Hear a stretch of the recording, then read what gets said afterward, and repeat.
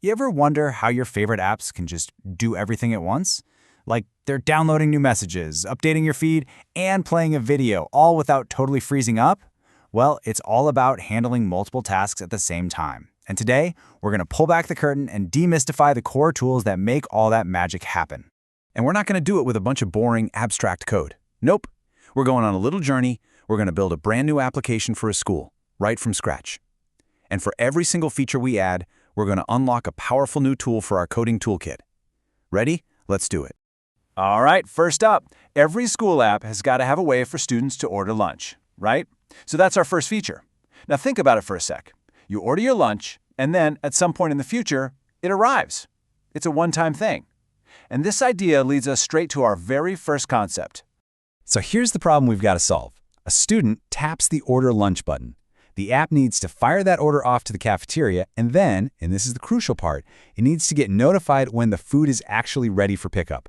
How do we handle that single future event?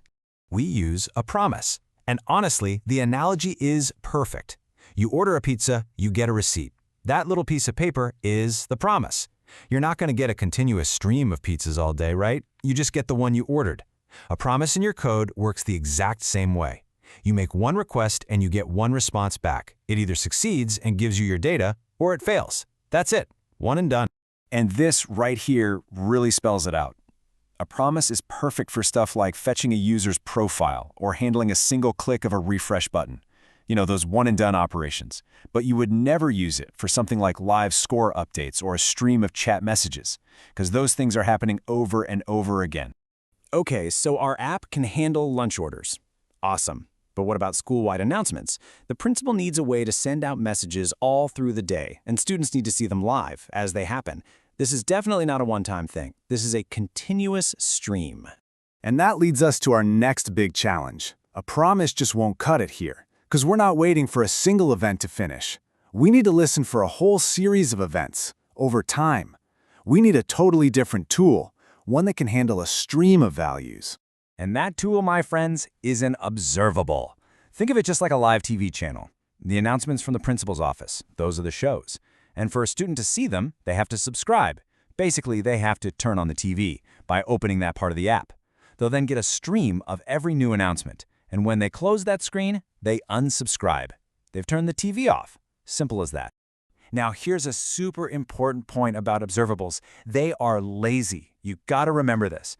The announcement channel can exist all day long, but it doesn't actually send any data or do any work until somebody tunes in, until someone actually subscribes. The data stream only kicks off when there's an active listener.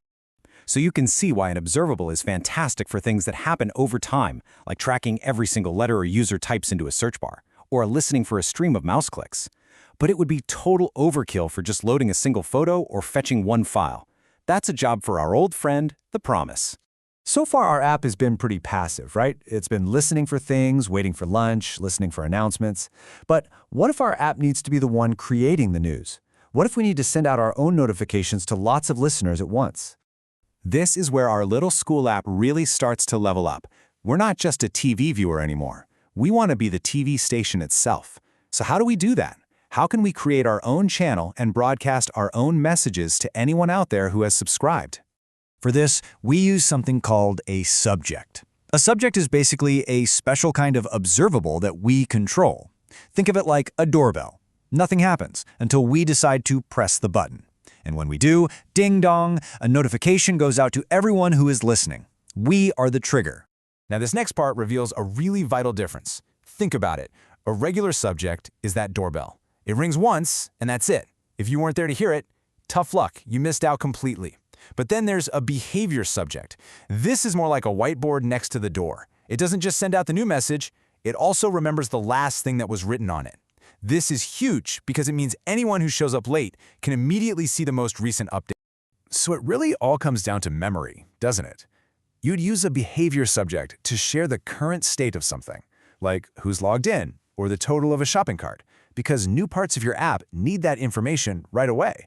A regular subject is way better for those quick, momentary events, like firing a user just logged out notification or triggering a fun one-off confetti animation. We are almost there. Our app is seriously powerful now. It's handling one-time data, live streams, and it's even sending its own messages. But what about the really simple stuff? What about something that just needs to update on our screen, like instantly and without any fuss? Okay, let's add our final feature, a simple light mode and dark mode toggle. I mean, this is a very simple piece of information, right? Is the theme light or is it dark? And when it changes, we need the entire look of the app to react in a snap.